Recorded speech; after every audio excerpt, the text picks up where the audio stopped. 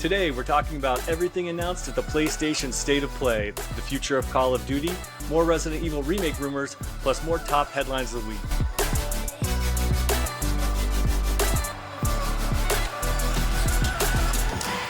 Welcome, friends, to this week's episode of Good Playing With You, the weekly gaming podcast. I'm Dan Whitehill, and as always, I'm joined by our Good Playing Good buddies, Matt Lord. Hey, how's it going? And Matt Molding. Hey now. We got a packed show, but before we dive in, let's check in with my congregation of Matts and find out what everyone's been playing. Lord?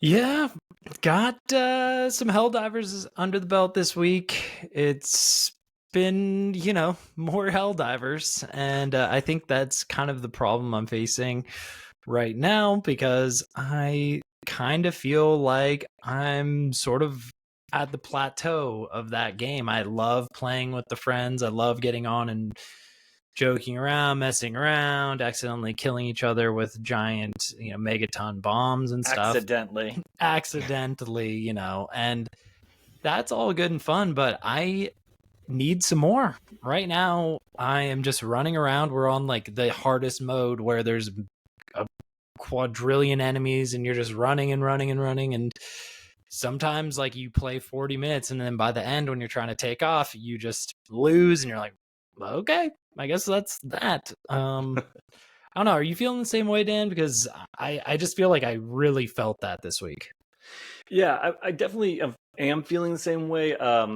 There's just so many games competing for my attention right now, and so I'm being pulled in a lot of different directions. I still love Helldivers, my heart's with it, but to be honest with you, I haven't played in the last 2 weeks, and I was playing it pretty religiously. I think I kept expecting a third faction to be popped in, with Game Master Joel being in the mix and pulling the strings. I wonder how much of these missions are we really responsible for losing, and how much are the ones he's pulling. So I don't know. I'll get back to it when they do something big. I still love it. I'm just don't have time. For sure. And besides that, this week I got a little gift in the mail, a new Game Boy emulator, Game Boy SP clone. I'm obsessed with it. You have it physically? I have it physically. I don't have it next to me. I wish I could show it to you right now. It is so cool. It looks exactly like a Game Boy SP. Playing Golden Sun on it right now. Oh, it looks so good. I cannot believe how good this little emulator plays games. It's just awesome because I've wanted something like this that has the clamshell design for a long time. I bought one of the previous handhelds from them, but it looked like the Game Boy and the screen was just exposed. This one I can just put in my pocket, go to work, go outside. It's awesome. It's just game anywhere type of deal. So it's called RG35XX SP. I know that's a mouthful, but made by Rolls Ambernick. Right off the tongue. Yeah, it's like Ambernick. Highly recommend. Go check it out. Nice. Yeah, that's it. I think I'm tapping out on the old Starfield on my second run at it. I played 2 more factions and I reset the game every time. So I did the new game plus each time and started fresh. And then on the second faction, I decided to try some of the base building. And my God, they just don't want you to enjoy it, I think. I think they purposefully made it so that you would be angry at it all the time. The connecting the different bases just didn't make sense. I thought I was going to start like a daisy chain of bases, but it wouldn't let me for some reason. There was no explanation for why things were happening the way they were. I was really upset with it. So I think I'm done with the old Starfield until the DLC comes out, which I paid for already. Me too. So it better come out. I know, they got me. I think I did it just so I could play the game 3 days early. They nailed me hard with that. And then I was like, oh, I remember how good Skyrim is because of how this game plays. So I went back and I started playing Skyrim because there were still some achievements that I hadn't got yet. So I started up the Dawnbreaker DLC, which was the vampire thing, which was something we talked about in a prior pod. So I played that, and then always Overwatch. and those are my Overwatch and Diablo 4. I had my level 80 some character, hardcore character, got killed, so that was like 40 hours, I think, that went down the drain. But I was talking with our friend Brendan, and I think that the hardcore is just so much more fun than the vanilla version. Like, people would say, "Oh, you wasted 40 hours," and I think if you play the vanilla version, that is time wasted to me, not the time I spent in hardcore. So, yeah, another one. I bites guess the you can dust. just like remember those fond memories of those characters. You're never going back. You're just like, oh, how I'm nice never going was that? back. But I do a good job of saving some equipment, so any new character I play can wear the old equipment, and that's it good. helps make the characters level up faster. So, yeah, that's what I've been up to. Oh, and check out goodplayingwithyou.com, our new website I also worked on this week. So you can see some beautiful candid photos of us staring directly into the camera. If you get a chance. And so that's up and running now. Yeah, good work on that modding. Thank you. And more updates to come on that, because we're working on a lot of stuff behind the scenes. It'll be fun. Yeah. So what about you, Dan? What are you playing? Sad to say, I think I'm almost at the end of my playing Diablo. It's been fun. Maybe I should be playing on the hardcore difficulty, but I haven't even been able to finish the campaign. It's just the same thing over and over and over. And maybe it's something about being isometric third person that I just don't feel like I'm in the action. And man, I sure think it's ironic that they want to charge me $20 to $30 for a cosmetic when I can't even see my little guy on the screen. Yeah. It's been fine, but it's just the same thing over and over. There's nothing new there. When you're playing, are you socializing with it, or are you like zenning out? Because that's how I play. I zen out. I listen to a podcast. It's like meditation to me. It's not like me being like, "Ooh, what's happening in the story?" and me being fully invested. It's just like relaxation. Maybe I should approach it differently. Yeah. Because Maybe try it. I'm just looking for something different, and there doesn't seem, every dungeon's the same, everything's the same. The only time that there's something different is the in-world events, and there just aren't enough of them to hold my interest. All right. You're not changing your powers around to play with different abilities? Look, rabies is the best. No one can get better than rabies. I mean, if you're Rabies just is the playing best power. I mean, each character has like 4 or 5, 6 different ways you can play it. So if you're only playing it with one way with one character, like, you're only experiencing a very small portion of the game. But rabies is so awesome. There's not a better power in the game than rabies. That's such a lie. I have a great power that's way better than rabies. I'll tell you about it later. Rabies just rules in real life and in Diablo, I guess. Jeez. Definitely. And then I played Galacticare. It's a small management sim game on Game Pass. If you're a fan of like 2 Point Hospital or 2 Point Campus, then you're going to love it. If you don't know what I'm talking about, you probably won't care because it's so niche. But it's pretty well written. The second chapter is exceptionally funny. I like it better than 2 Point games. So if you're into management sims and you've got Game Pass, definitely give that one a check out. It's pretty fun. That's it. Nice. That's awesome. Yeah.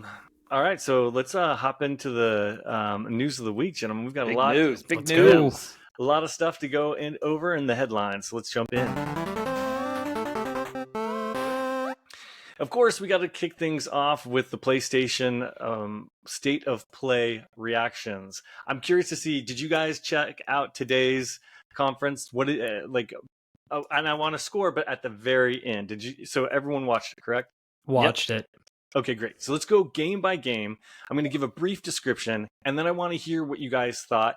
Then at the end, I want like a numerical score or a letter score, however we want to do this. I love a and letter we'll score. do that for each one of the conferences, and then we will decide. I know it's totally rude, but we'll decide who won the non-E3 summer. First off, we have Sony's announcement of Concord. Concord is the upcoming online first-person hero shooter, and it got its debut today with a highlight on its own unique characters as well as in-engine gameplay. It's definitely giving some witty banner, sci-fi, Marvel-esque vibes, very Overwatch, some might say. And it's supposed to be coming out August 23rd so soon, on my relatively, in the video birthday. game world. Yeah, Sorry, on but- Lord's oh, birthday. happy birthday, yeah. Happy birthday to you, brother. So what are your thoughts on Concord? So Hold on. I'll take it real quick because Go. I saw the trailer, the like little vignette that they did, and I'm like, oh my gosh, this game looks really cool. Like, is this an RPG? It looks ripe for some sort of RPG where you go in and you grab something and you have to escape, and that's like the replay version of it. And I'm like, ooh, this is like Guardians of the Galaxy, major Guardians of the Galaxy vibes. I was like, I am totally into that. And then they're like, oh, it's a 5v5 shooter. And I'm like, you mean Overwatch? So you just made 100. Overwatch. And I watched Yes. some of the character animations, and they are, one guy has a revolver, and that's McCree. And I'm like, oh, okay, so you made Overwatch. Okay, great. I mean, I'll give it a try. Overwatch needs some more. They definitely need some competition, so I'm welcome to give it a try. But I was just kind of disappointed because that's not what I thought it was going to be. I agree. I made notes for this, and I started talking about like the characters and the hot sauce and everything, and then that whole thing took a left turn that I was not expecting. Because that cutscene, you're thinking this is like a single player narrative game. I thought it was pretty funny. They did have one jab in there about how there's really well done like narrative cutscenes every single week. Because didn't like Overwatch have that for a while? And then they had great like something? Pixar level, things that they put out on YouTube that were really fantastic. I mean, the Bastion one made me cry. So I mean, they had really really good ones. But this one, I mean, this isn't going to make me cry. Lord, what did you think? I mean, it looks like Overwatch was right up your alley. Overwatch, absolutely. I just thought it was funny. I was watching the IGN stream for the showcase, and the commentators were saying there's no way there's going to be another multiplayer game unless it's Call of Duty or some other top tier franchise. And then Sony comes out, drops this Concord game, talks about it for 12 minutes out of the 30-minute episode. I could not believe that they were going that route. To be honest, it gave me Cowboy Bebop vibes. Meets Valorant, meets Guardians of the Galaxy. I thought the graphics were really good when it was showing the vignette moment, and then it cut to the gameplay, and I was like, whoa, wait, we're going to the mobile? What just happened? Like, I thought the graphics in game need a little bit of help. Not saying that it couldn't be like, I think it could definitely be fun. But I thought there was a lot of things like taken from other games that, hey, maybe 100%. They take the best things and make a great game. It's totally possible. But something about it just made me go like, there's a lot of copying going on here. I don't know what to make of it quite yet until I get my hands on it. I would have thought you two yahoos would be thrilled because, according to you, Overwatch has been dropping the ball. You need someone to give them some competition, kick him in the keister. That's exactly what I said. That's exactly what I said. The competition, I just felt there was a bait and switch. That vignette to that gameplay is not, that vignette did not explain the gameplay that I thought I was going to be. Right. I think that was sort of the thing too. I'm like, okay, yeah, I totally caught the revolver. Like, I don't know if they were trying to actually make it look like Overwatch to draw these comparisons and maybe lure Overwatch players over, because that's just how it looks. It could work. And I think at this point, they're definitely trying to eat Overwatch's lunch, which they totally can do because Overwatch seriously is dropping the ball. So I think it's definitely possible. It was probably a smart move for Sony to make this game up.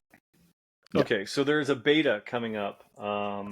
July, right? Yes. Are you guys in on this one? Are you going to be trying to get in? Are you going to do some inside reporting? Or are you just going to wait until? What do we have to do, Malding? Did you hear? I know. What do we got? Betas are not my favorite thing to participate in. Nah. Which, mark my words, because there's another beta coming up that we're going to discuss that I'm going to be all over. So I don't know. I'll take a look. Maybe I'll do it. I'm just not I don't know. Too excited. Also, I hate to say it. One last thing. And I know I feel like I'm coming into this with also just like a negative mindset because I feel like just expecting something a little different in this game initially, but I feel like the quirky Guardians of the Galaxy humor, it's I mean, do you like it, Malding? Because I kind of could be at like a total... I like it if it's funny. Yeah. But there wasn't anything funny in that entire thing. Okay, so maybe it's you. funny for a 12-year-old, like a 12-year-old boy, maybe. That's funny, was but like, it's not for an this adult. is not funny. Like, I'm sorry, you're trying to be funny. It's just like, okay. Yeah. Okay. That was a little side note I had to get. I had to that humor. That whole humor is a little played out, and yes, I mean, and in the upcoming Borderlands movie, it's going to be on overload. So okay, we've got a few more headlines we've got to touch on too. Now, some of these are smaller headlines, so we can just run right through them. The next one is an example of that. God of War Ragnarok coming to PC on September 19th. Does anyone care? That's just no. I didn't even finish the last one. It needed a little help. No, it was good. That one needed big help. Even the first one kind of needed help. What? Okay, now that's where we have words, but we can discuss that later. But the next one, Dynasty Warriors Origins. Are any of you fans of this Warriors type game? They had Hyrule Warriors, was kind of like the knockoff of this, and no. I mean, I didn't even have the volume on, and I was like, oh, it's a new. And I have never even played Dynasty Warriors, but a Dynasty Warriors game when you see it, and I'm 100. Like, oh, that's a new Dynasty Warriors game, and then it was like Dynasty Warriors, and I'm like, meh. I wrote down meh. I thought it was going to be like an Age of Empires or something, or like a strategy game. They kind of had it look like that, like over the top battle. Strategy. Like Moulding said, that battle, when you see that many people and the person running in with a big sword swinging, that's very for sure. No, I have a friend who loved Dynasty Warriors, so maybe it's gonna be right up his alley. That one person gonna be super stoked.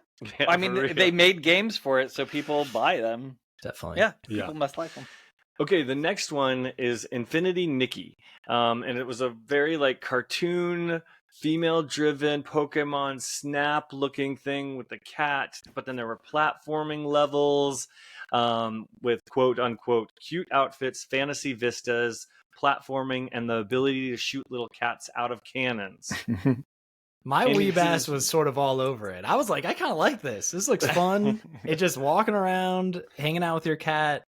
Honestly, I think for some reason that's going to be sort of the game that it's going to be like the game that stands out in the showcase. Maybe in Japan. I just can't. I don't know. I don't see it. It's so maybe probably Japan. Yeah. So the way I felt, not every game is made for me. There are games made for other people, and I felt like this is one of those games where if that's a type of style of game, it looks great if that's the type of style of game that you want to play. I'm sure there's going to be a lot of cute cosplay with it. There's probably going to be lots of like cute YouTube girls with that cosplaying, that sort of thing, and that's fantastic, and I love that for them, and they should have fun games to play too. So I'm calling Game of the Year. Speaking of cute YouTube girls, Matt Lord. Oh, so cute. So yeah, you can be the one on the team to buy it and review it. Yeah, for sure. I'm all over it. That'd be awesome. I definitely would actually be curious to see what you think. Okay, moving on. We have Ballad of Antara. It says, with the moody color themes, epic dark fantasy vibes, and some very satisfying melee weapons, sound effects, Ballad of Antara is definitely worth keeping an eye on if you're into brawls against mythic creatures and a magical realm. It had kind of a very purple aesthetic. It looked like narrow corridors to me. The graphics were pretty good. The creatures were like, okay. And then I was like, is this Dark Souls in a linear fashion? What did you guys think? Malding? I put yes, but please not as an escort game, because I think one of the guys had a girl on his back, and I'm like, oh, if this is a game where you have to like escort some sort of character through the whole thing, I am out. But other than that, I thought it looked fun, looked good graphics, kind of like right up my alley. Some chick with a bow. I love a chick with a bow, and yeah. So I'll definitely check it out. Agreed. I think it looks like it has potential to be really fun. It had like that Wulong type of vibe to me. That is sort of, and I liked that one. I played that one for a few hours. I thought it was pretty good. I think the graphics definitely I thought were like a good takeaway. I thought those looked really nice. So hopefully it takes advantage of the PS5 graphics card in there. Yep. All right, moving on. There were two games for PSVR, which was a surprise that it wasn't dead. There was Skydance's Behemoth, which was like a medieval one, which probably is the most interesting one that we want to talk about. And then there's Alien Rogue Incursion. What did you guys think about that? The alien looked cool. I think that could actually be really fun. That would be so. That's gonna be scary as hell. Yeah, in VR. it's too scary. But I was gonna piss my pants in like Alien Isolation. I can't imagine what I'm gonna be pooping my pants in. I'm gonna wear a diaper. You're gonna need to wear a diaper. Yeah. I mean, I think it's gonna be. I think it'll be cool. That will be awesome if that's done well. Awesome, but yeah, the medieval Skyrim-esque game. I think it's a little too close to the other Xbox game that's coming out. Avowed, right? I think that's what, very Avowed vibes. Has Avowed-ish vibes. So I just feel like kind of seen it. I am not gonna, and they didn't announce the computer dongle for the PSVR. So like, I was just like, okay, that's done. Malding, what's your thoughts? I can't play VR games because I have the eyesight of an underground mole. So my glasses are so thick. They don't go in the headset. No, my glasses are so thick I can start fires with them. I have such bad eyesight, and so it just gives me really bad headaches to play VR games. So VR is not a thing I can do until you can eject it into my brain like Elon Musk wants to do. Yeah, elongated muskrat. Yeah. All right, moving on. We have another Overwatch clone. This one, Marvel Rivals. Rivals sets itself apart with its third-person action and good use of source material, but it is also a 5v5 hero shooter. This one had a little bit more cartoony style graphics rather than the realistic style graphics that we saw previously in the first game. What did you guys? I know, Malding, you've been chomping at the bit for this one for quite some time. Did the trailer do anything for you? Are you still hyped? Are you more hyped? What are your thoughts?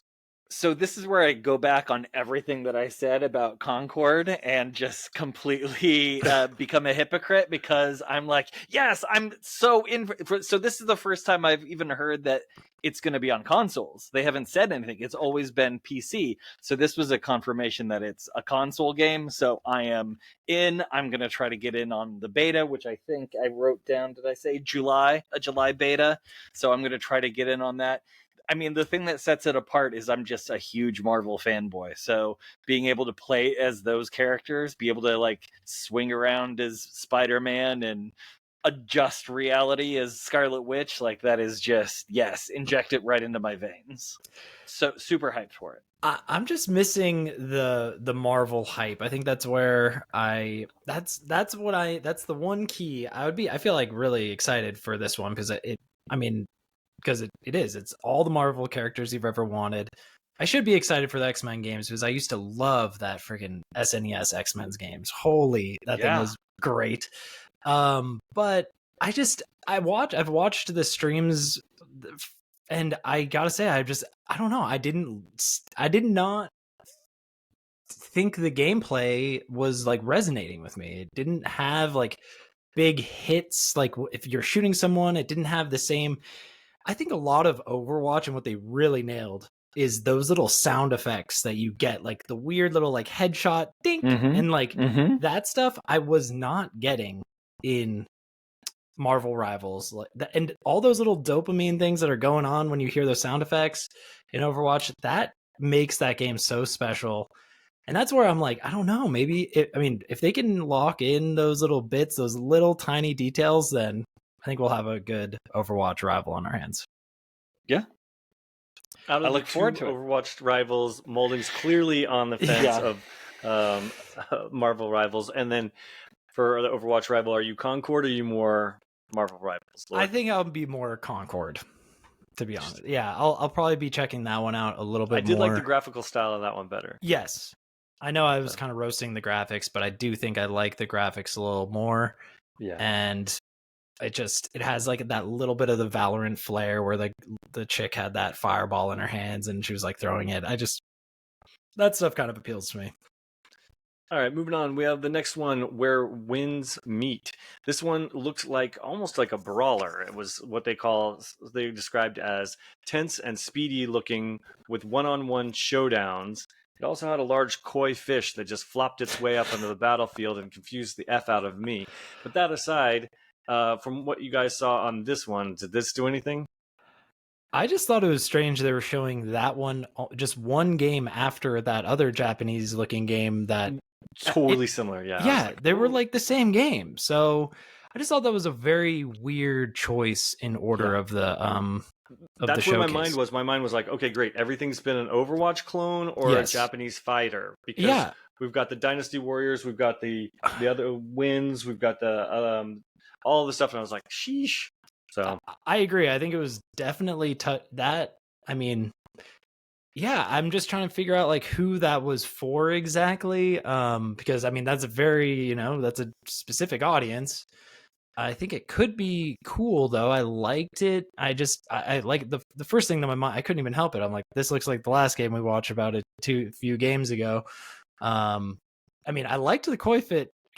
Don't get me wrong. That thing could come up and be like kind of like a meme at some point. I could see. But I don't know. I feel like we've also kind of like played that game before, so my hype level for this one's not quite as high. Molding anything? I mean, I don't have the koi fish fetish that Matt Lord has, so I can't really talk about that. But I wrote down okay, and now that we're even talking about it, I can't even remember what it was. I have no memory of it. I thought it was like Tekken for a minute. I didn't know what the hell it was. But unfortunately. All right, moving on. The next was Until Dawn. I don't know if we need to talk about this one. I just have to say, I probably is the biggest horror fan on the team. I'm hugely disappointed by the graphics. I was such a super fan of Until Dawn 1. I thought it looked fantastic. The fact that they're calling this remastered and PS5 only is an effing joke, because it looks worse on the PS5 than I've ever seen. And I don't know if you guys feel any different, but I'm just out on that one, and that's pretty bad. I wrote down remake because I didn't even know if it, because I'd never played the original, so I was like, is this a remake? And then I was watching it at 2x speed, so I highly recommend watching that game trailer at 2x speed, because they're all running around talking like chipmunks, and it was very funny. Yeah. So. Well, they definitely tried to recut the trailer so it was different than the original trailer that you remember. But then what you did miss is they had a cover version of Eagle Eye Cherry's Save Tonight, one of the best songs from when we were way younger. So they not only, and it was an awful, awful rendition of it. So not only did they kill the interest of my memories of the game, they killed my interest in the music as well. Your Eagle Eye Cherry fanboy in you? Yeah. I am out of the fan club so hard after that one, for sure. Yeah. I thought it was like, yeah, we've seen this one. They spend a lot, time, and Rami Malek's voice sounded like it was altered, and it didn't sound like him. Or maybe he was just so young when he did it. Doesn't even sound like maybe you were watching it 2x as well. Like, maybe. Yeah. I didn't even realize. Yeah. But that was a huge, huge, huge miss and disappointment for me. Moving on, Path of Exile 2. This is Grinding Gears Games. Path of Exile 2, which is set to arrive in PS5 by 2024, so there's not a lot of information there. But it says, cast into a dark fantasy world and tortured by monsters and disease, players will have to take the role of fearless warriors seeking victory and, of course, better and better loot. So, I mean, that's a lot of words to say it's a Diablo clone. That's what I was about to say. I mean, so the first one was really... But do they have rabies? Do they have rabies is my question. I mean, they probably did. I mean, Path of Exiles 1, I played a bit, and it was fun. It was a great, little distraction from Diablo. Yeah, I mean, they're very similar type games. So if you like Diablo, you'd probably like this game. Yeah, I liked the first one. I liked playing. I played that with a couple buddies, and we were definitely impressed with that insane, just absurdly large skill tree that they have. I'm sure it's going to get triple in size. I think it could be fun. I don't know. That's another game that I feel like could just forever be just Path of Exile 1, and they were just expand on it forever. Does it need to have a sequel? Is always what I'm asking myself. Their wallets need it to have a sequel. Is the thing. Yeah, I guess so.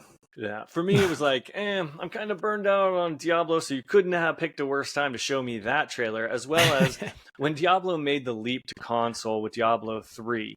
A lot of the gamers, their reception was really warm because they nailed the UI and the buttons, and I didn't really know what it was before, how to translate from PC or whatever. But as a gamer, I found that it worked natively on the console by the way the changes they made.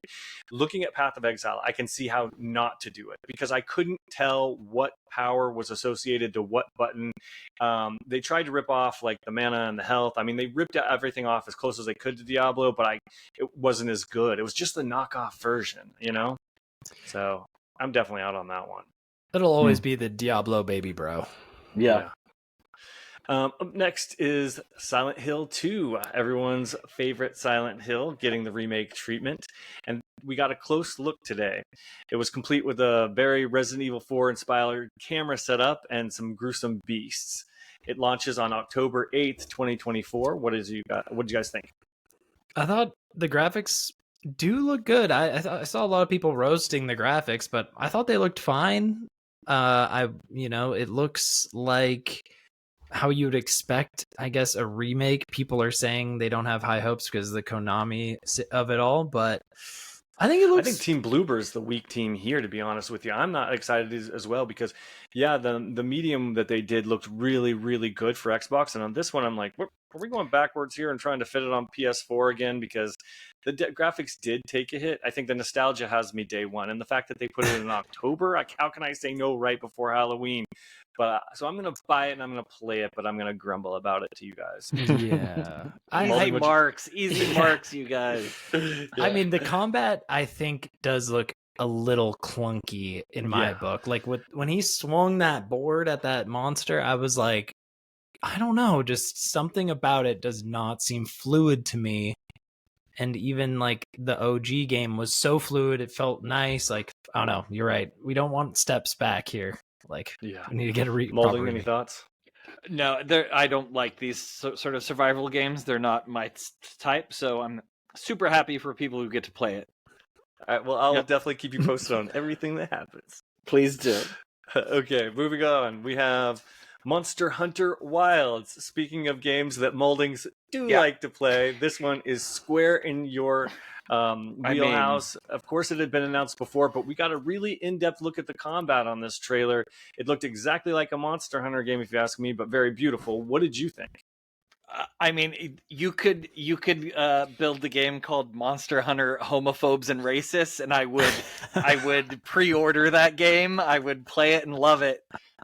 So you could do anything with a Monster Hunter game, and I'll play it. So I think it looks canceled. Thanks. I know I didn't. I think it looks fantastic. I think it looks so much fun, and I'm super excited, super pumped to get my grubby little paws on it. Yeah, I'm excited too. I think it could be cool. I didn't play enough World to get fully pumped as I should be, but hey, I'll give it a shot. Did it say, wait, is this one? No. World wasn't even free. This is their big one, right? Yeah. This isn't their knockoff, like their port that they tried to cash in on. This is their big one. Sweet. And I think it looked like it. I thought the world looked beautiful. The beasts looked beautiful. The weather effects I'm very interested in.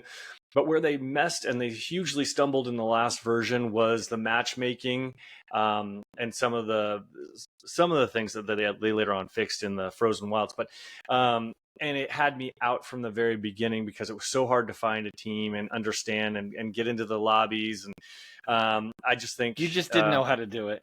But I think you just needed to practice a bit. Wild Hearts I had no problem doing, and I fell in love with. And it was the crafting in Wild Hearts that I love so much. So unless this game has a crafting system that's going to allow me to build weapons on the fly the way that one did, I'm out. Yeah. Okay. All right. It's been good playing with you. Yeah. I mean, I'm sure that they're going to update it somehow. They can't just do the same thing over and over and over again. I mean, they can, and I'd still buy it, but I'm sure there's going to be some update to it that'll make it. Hopefully, they did take that Wild Hearts to heart and and make some of those changes, because Wild Hearts made some great changes to the formula. I agree. My one last note that I did have on this one was great frog tongue. Did you see the frog tongue? I don't know that I noticed the frog tongue. Between your frog tongue fetish and his koi fetish, like, what is this? Animal Planet, we're sponsored by Animal Planet. Thank you. All right, now moving on. well, check out the frog tongue. It's very juicy. Anyway, the next one is Astro Bot. In fact, they actually closed the show with Astro Bot, and it was big. It was beautiful. It was colorful. It was everything that we pretty much remember from the free game that came with our PlayStation 5, Astro's Playroom, but even more. It expands the world, more platforming, more nostalgia, more stuff to find and creatures to ride and all sorts of fun stuff. Did either one of you, did this do anything, or is this only me? Because I'm the platformer king. I love platformers. My body cannot get excited for tech demos. Oh, that's so rude. I know. I seriously could not care, and I couldn't believe they closed the showcase with this game. I was like, are you kidding me? After all the predictions, after like Bloodborne remake promises, after everything, you're gonna close the show with Astro Bot. Like, Totally I get. think this goes back to what Malden said. We are not 12 years old anymore. I refuse. I cannot be excited. I'm sorry, fam. It's just, it looks great. It could be awesome, and it probably will be, but I just, not for this show. This was the time for Sony to go big. They did not. We're getting Astro Bot. It's just, yeah. Sorry, Yeah, I'm all in. No, you don't need to apologize. This is marketing in the form of a video game. That's all this is. Yes, it looks like a good video game, but this is straight up marketing for PlayStation.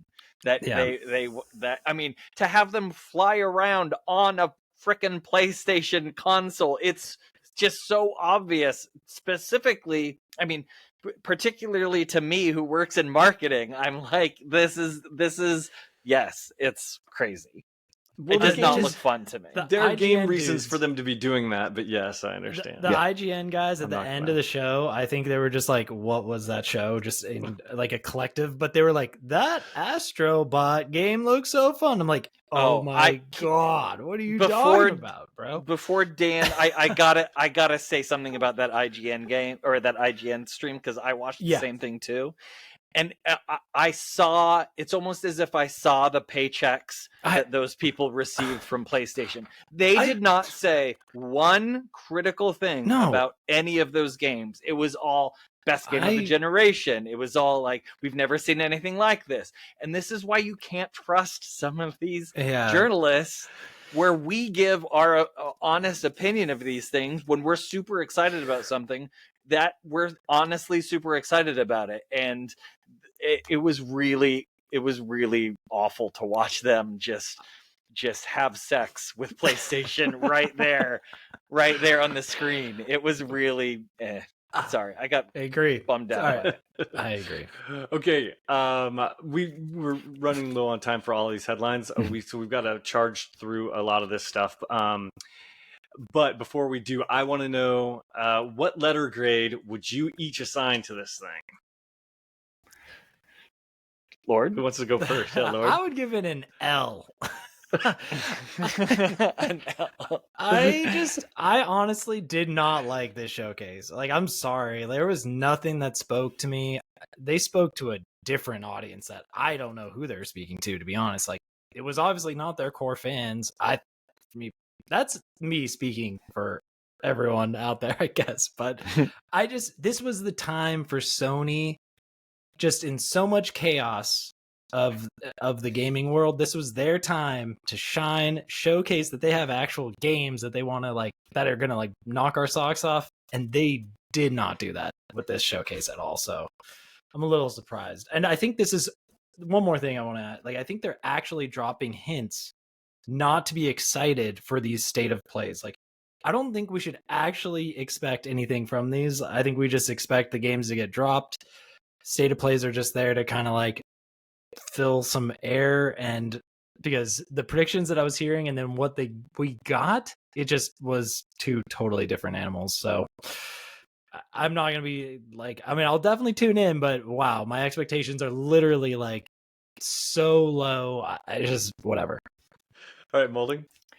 So I have a couple of thoughts, and one being that I say a lot about how exclusivity is terrible for gamers, but we have exclusivity. that is something that exists. So if you're going to have exclusive games, show me those games. How many of these games were exclusive PlayStation games? I couldn't even tell. I couldn't even tell you.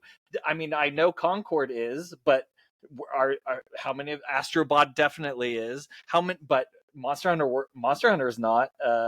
Path of Exile is not going to be. I can't imagine Marvel Rivals being only PlayStation. So if you're going to have a showcase, I want to know what games are yours that I can't get anywhere else. And there was nothing clear on that show to me. I may be blind because I have the mole eyes, so I might not have seen a lot of that stuff. So that was a bummer. I give it a D plus, maybe a C minus. It was just I'll give it a C, a straight up C, because of Marvel Rivals, because I got to know now that it's going to be at least on a console. So C. Yeah. No, that's a good point. I mean, I think there were some okay games in there. Lots of copies of games. That's what I didn't see anything original. I didn't see anything that was in much of my wheelhouse.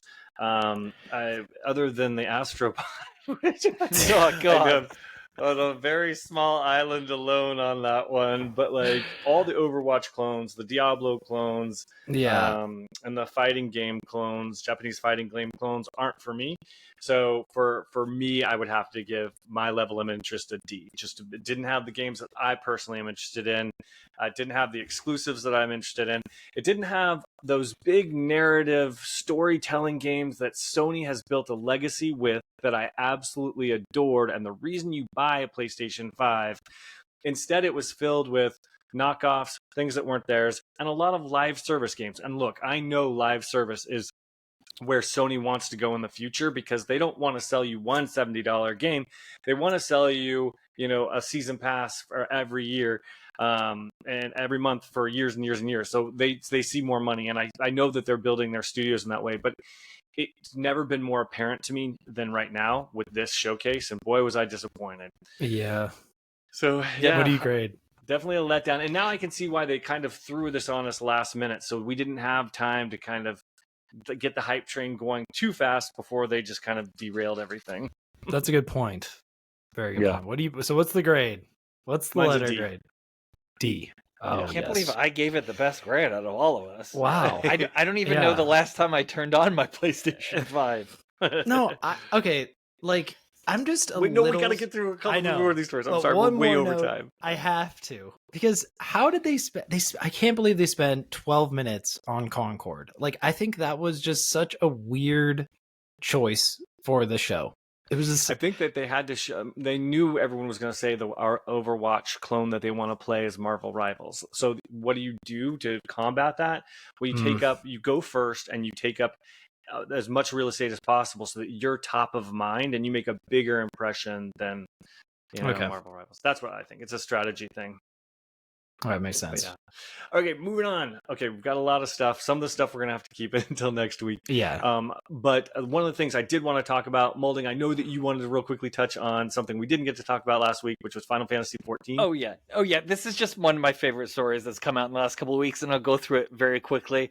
Is that Final Fantasy 14 had some sort of promotion with Mountain Dew, and Mountain Dew built a character, someone's playing this character called Big Sippin', and it became almost like a cult thing within the game. Final Fantasy 14 is an MMO, so you're spending a lot of time just kind of existing in the game. And one of the things that Big Sippin' managed to do is he managed to get himself a house. And it is very, very difficult in this game to get a house. You have to win a lottery. You have to have a lot of money. Granted, they were probably given the money. And actually, they were probably given the house too. Nevertheless, Big Sippin' became such a thing in this game that other players were camping outside Big Sippin's house on a chance that he will come out and they get to spot him. Willy Wonka style. Yeah, exactly. And I just think it's really, I think it's cute. People in Final Fantasy 14, the absolute nicest group of MMO players I have ever experienced. They embrace newcomers. They have a certain sort of humor about them, and I think it's a fantastic idea with Mountain Dew to do this. It's not invasive. It kind of like was a groundswell of marketing that I just really appreciated and thought was very, very cute. So I wanted to talk about it last week. We didn't have time. So thank you for finding the time for me to give some props to Big Sippin'. That is so, I mean, I'm all jacked up on Mountain Dew, so there you go. That's so cool. Yeah, I mean, I those are love people. like the idea of an alive world, and anything like that just adds another layer to like that feeling is so cool. And I don't think of very many games capture that sort of feeling ever. So that's awesome. Yeah, I loved it. Well, speaking of big moves and big games, Lord, you had one on Call of Duty. Yeah, we can, keep this one quick. Call of Duty 6, it's been announced that it's coming to Game Pass. That's awesome. I think that's the real big news here. But another little piece that I think is kind of going under the radar is Call of Duty Black Ops 6 is also coming to last gen consoles. Now, this also came back up because Dan and we kind of had that back and forth last week, and we were talking about just how like I think these I can't believe we're still making games for last gen consoles. I think it is just seriously hindering any progress forward.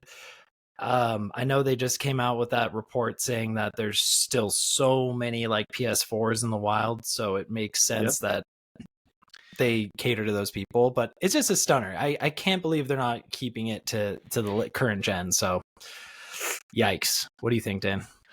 No, I think you're right. It is a stunner. However, when we look at the numbers, Sony, one of the stories we didn't get to hop into was that Sony had an investor call, and maybe we'll touch on it next week. But one of the things that they said is that this is the most profitable generation for them ever. But then they also said, on the other hand, half of their people are still playing on PlayStation 4. So from a financial perspective, yes, this makes sense because they're going to make boatloads of cash. And this is still one of the best looking games, and it's being on, last generation is just jaw dropping. So from that perspective, I can kind of understand it.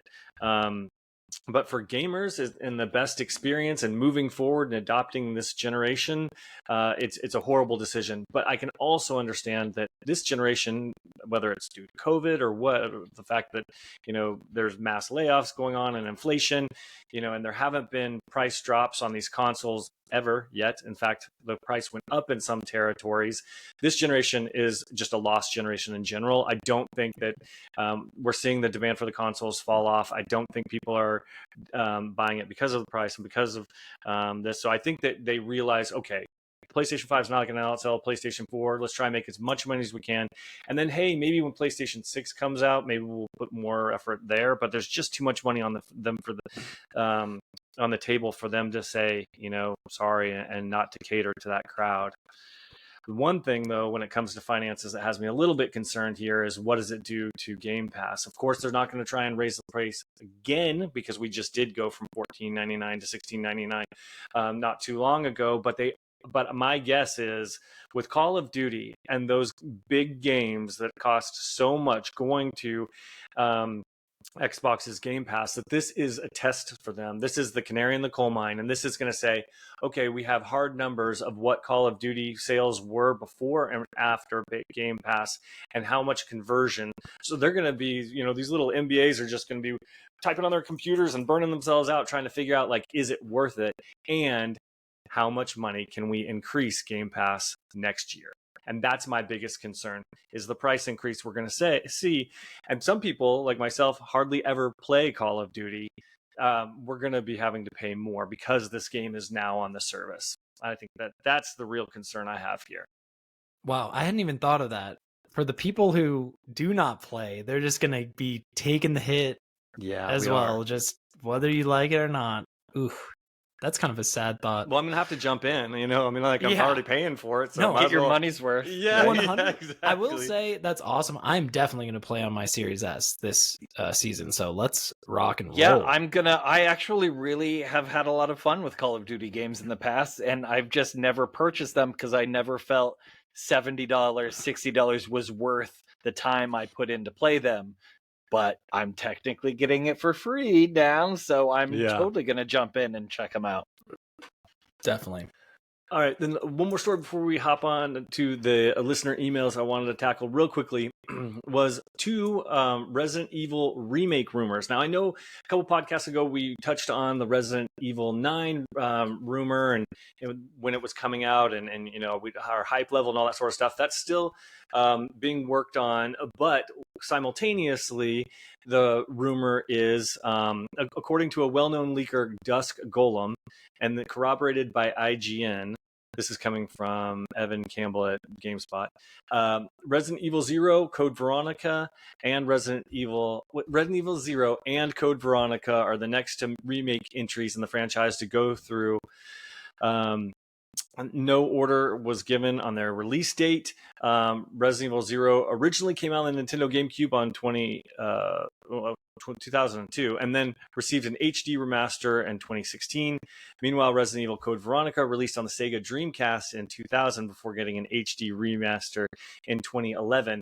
Are you guys fans of these? I know the Resident Evil 4 was really well received, but this is a little bit surprising. They're doing Resident Evil 0 and Code Veronica. Those aren't the first ones, I would think. What do you guys think? I'm pumped. I loved both these ones. I loved 0, played that one on the GameCube throwback. I played it on the Steam Deck as well recently, and then I just played the Code Veronica remaster on the Series S, and I got pretty far. I didn't beat it because that game's actually really long, but I'm really excited. I feel like both of those are sleeper Resident Evil bangers, so I'm really hyped. I mean, I think emphasis on Code Veronica. That one is so great. It's probably the most slept on of the franchise, so I'll be in there. Molding? I don't care. Is Monster Hunter Wilds out yet? That's what is that out? I don't care about these games. I'm happy for people that do. Happy for people that do. Well, for me, it was like Resident Evil 0 was such a missed opportunity because it was not co-op, but you had two characters and they were on split levels of the train, and I had to drop items between. It was just so frustrating and tedious, and it was not my favorite, although it looked fantastic on the GameCube back in the day. Yes. And then Code Veronica, yeah, I'm excited to hop back into it. Well, I don't remember that one as well, so I'm in. I mean, do you think they're going to do a co-op for 0 though, like a local? It would be nice if they did, but it wasn't originally that way. I know. I kind of feel like they will. I think that's going to be like their big. Hopefully, they make a lot of changes. Is all I'm saying. Yeah, it's gonna be cool. I think that'll be a lot of fun. Agreed. That pretty much wraps it up for us here. So please make sure you're subscribed to our socials, and on YouTube, make sure you hit that like button. On behalf of the Good Playing With You crew, Matt Lord, Matt Molding, and myself, Dan Whitehill, have a great weekend. And as always, good playing with you. Good playing with you. Good playing with you.